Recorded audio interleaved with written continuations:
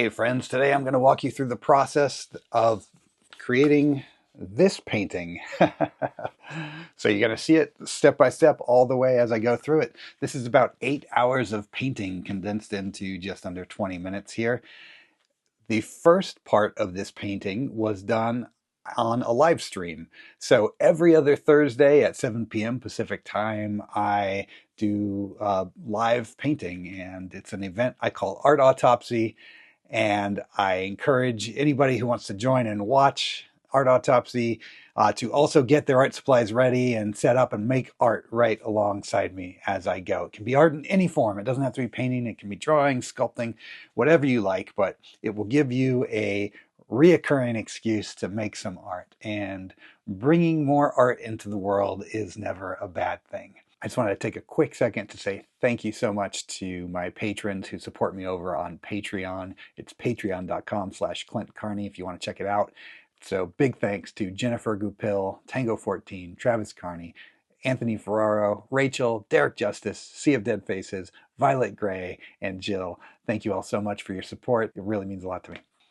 So, on to the painting. The first thing I did was tone the canvas with a green gray. That's just kind of like a middle gray color, and it just helps to make it a little more visually interesting when painting on camera. And then I just started drawing in the paint directly. This stage of the painting is called the underpainting. This is just where I'm establishing the drawing of what the painting is going to be and roughly figuring out the light in the shadow.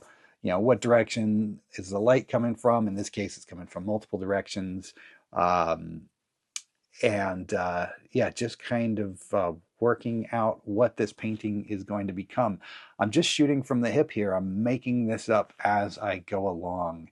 I don't always paint from imagination. Sometimes I will create a reference first. Sometimes I'll do a photo shoot, or I'll set up a still life, or I'll even look in a mirror, you know, to get a reference. But I do often love to just paint from imagination too. It's very freeing and it's a lot of fun. And of course, there are no limitations other than what you can imagine. And if you're not good at that sort of thing yet, like if you don't feel that you can work from your imagination just yet, it's one of those things where the more you practice it, the better you'll get at it. So if you're having trouble thinking of something to paint, yeah, pull up a reference, you know, do a image search on the computer, or look at something that you have laying around in your room. You know, just paint anything to get started, but casually sneak in little elements into your paintings that aren't part of your reference. You know, just think of something cool that could go into there. And the more you do that, the more you become able to eventually just create whole images from your imagination. And it's certainly a lot of fun and very satisfying. So the underpainting was all done in acrylic paint. Because this is part of a live stream, the acrylic paint dries faster, so it just helps us get through the stream and make it a little more interesting. But now that the underpainting is done, I've moved on to oil paint to do the color. And right now I am, or to start with, rather, I'm working on the sky. And the sky, it was a combination of a color called iron oxide red. It's made by Michael Harding Paint. I use it a lot for just about everything. It's just a fantastic color. I use it a lot. You're going to hear a lot about that if you watch my streams. And I mix it with a little titanium white and threw in a little, I believe that was a cadmium orange in the sky to get that. At first, this painting is going to feel pretty monochromatic, right? It's going to, I mean, obviously it started out that way with the underpainting being black and white, but even as I continue to work it, it's going to have a very sepia tone to it. But as I go on, I'm going to be introducing more color, and you'll see how that works. I love working with a technique called glazing, and that is where you mix your paint with a medium that thins it out and allows you to wash on thin layers of color. And by doing that, you can layer color upon color upon color and get some very complex looking results. Um, and it's just a lot of fun to work that way. you end up with a lot of happy accidents, and it's just super fun. So again, yeah, just working out the background first, and yeah, still it's still discovering what it is. Obviously, I had roughed in the shape for some kind of a cathedral or castle in the background, uh, but as I go through layer by layer, I just continue to add more and more detail and continue to flesh out the drawing. And since again, this is just something that's coming straight from my imagination, there's really no right or wrong. You know, when I started on the image initially, I didn't necessarily know what what the writer of this cat creature was going to be. I didn't know if it was going to be a knight at first. Then it kind of turned into maybe a knight with these horns.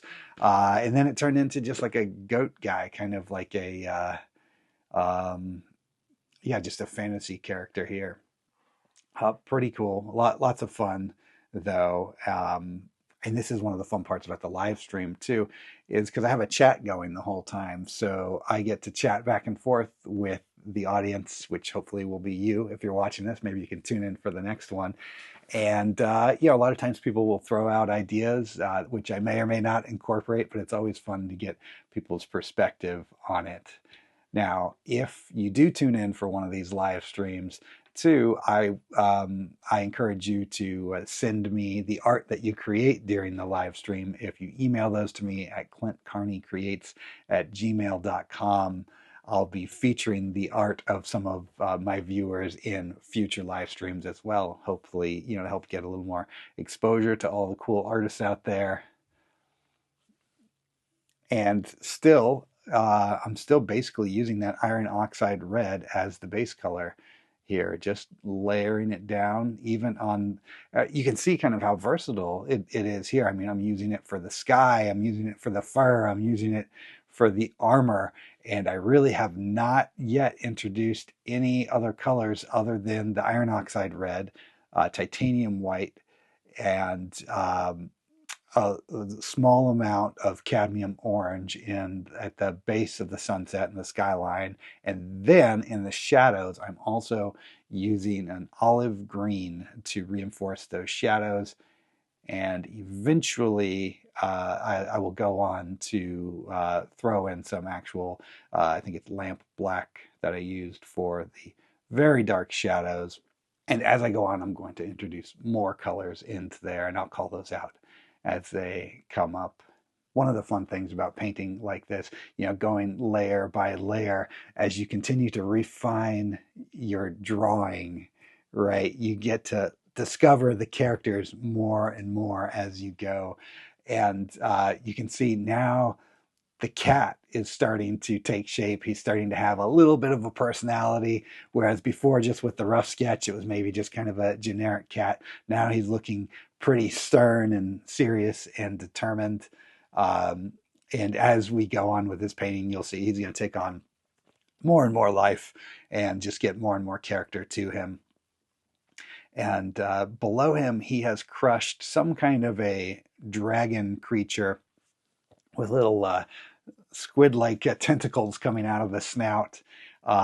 Again, just from the imagination. I know there's no reference for that. It's just some creature that doesn't exist in real life. And there's something kind of freeing about painting something that doesn't exist in real life too, right? Because it doesn't have to look like one thing or the other. It can look like however you can imagine. Whatever you paint, that's what it looks like. Um, so very low pressure when painting something that just doesn't exist in reality. And art at its core, I think, should be fun, right? You should be having fun while you're painting. Otherwise, why are you putting yourself through it? But I certainly have a lot of fun doing it. Now, at this stage, obviously, at this point, we are well out of the live stream. I painted for about 3 hours on the live stream, then we went another 5+ hours after that. So now this is just me painting by myself, and uh, you'll see a lot of this. So this is sped up about 20 times or more, I don't know, faster than the actual painting. But a lot of it may seem like it's repetitive, it takes a while to get through each little individual shape, but you really just kind of zone out when you're working on a painting like this, and it's almost like a meditative process. And I'll often throw on a movie in the background, and a movie that I'm familiar with, so I can just listen to it and zone out on that, or I'll put on some music or an audiobook or a podcast, and the time just kind of melts away. You don't even realize it's going, but then you end up with something really cool to show for it at the end of the day. Um, if a lot of people think they don't have time to make art, but I bet those same people find the time to watch Netflix or YouTube or whatever. But I say you can do both at the same time. If you're going to waste time on the internet or on just zoning out watching TV, why not make some art at the same time and have something to show for your time after? Okay, so now we're getting into a little more color. Obviously, you can see I washed in or I glazed in some olive green over the dragon, and then went in with some titanium white to highlight him. I put in a little yellow into his eyes, and then I glazed in just a very thin layer of blue over the armor. And it's kind of amazing how that armor prior to that blue was just the sepia tone, and just adding a little bit of blue highlights really changes the way it sticks out from the rest of the image. Then I gave him this dark red sash kind of covering his waist there. And again, just these little pops of color. It doesn't take a lot of effort. You're just mixing the color with the medium and then adding the thin layers on top. And the more you add on top of the other colors, just the more complex and dynamic the painting becomes. I'd like to point out here, so obviously I added a little bit of green, a little bit of yellow into his eyes, and then notice how the eyes, well, the time lapse caught up to me, but the eyes were a little uneven, and then I went back and just reshaped them with paint. So you can continue to keep fixing your drawing as you go.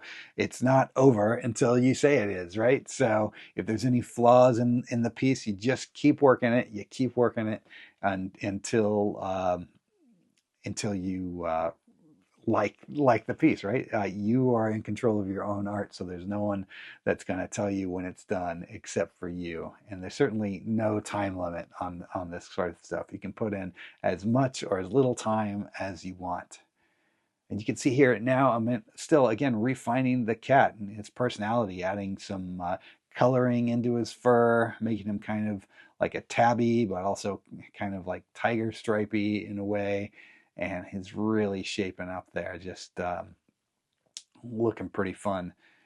And I wanted this kind of ethereal, magical backlight surrounding these two characters. So I'm starting off here just throwing in a yellow, and this is oil paint, so the paint stays wet for a long time. So after I lay down this yellow around him, I'm going to go back in with the titanium white, and then I'll start blending the two colors together, so it's brighter, closer to the characters, and then fades out from that white into the yellow as it goes. And it's going to create kind of this magical glowing effect.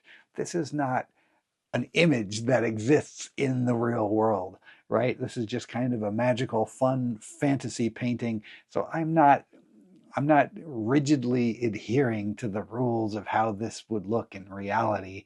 This is just it's not that kind of painting. This is just a fun fantasy painting, and I'm allowing myself to be free. It's art. There are no rules. Well, some people would argue that point and say that there are rules, but those people aren't much fun.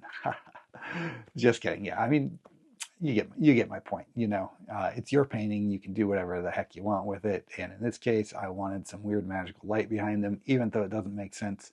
And that's what I did. So you can see it's really coming together. And again, even though it started out as this monochromatic painting, going from black and white, going to sepia tone, but then just with a minimal amount of color, it really turned into something dynamic, something a lot more special than it was at first. And yeah, I'd love to know what you guys think of this painting in the comments. Let me know what you think. If you have a suggestion for what this painting could be titled, let me know in the comments as well.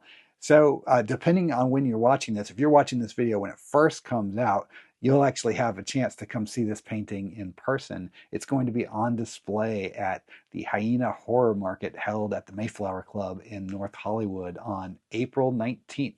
And I will be there with some other art and masks and music stuff, all kinds of stuff. So stop on by. It is a free event. So again, that is the Hyena Horror Market at the Mayflower Club on April 19th. I hope you can make it. And if you do, please come by and say hi and introduce yourself. I always love meeting people who watch my YouTube channel. And yeah, he's just about done. Let's see. I'm going to, as we come to a close on the painting here, just hold up the finished piece here so you can see. Yeah, just a lot of fun. Now, don't forget, it's every other Thursday. I live stream, and I would love it if you could come join me on the live stream and make art right alongside me. Again, I thank you so much for watching. Please be sure to subscribe and hit the notification bell.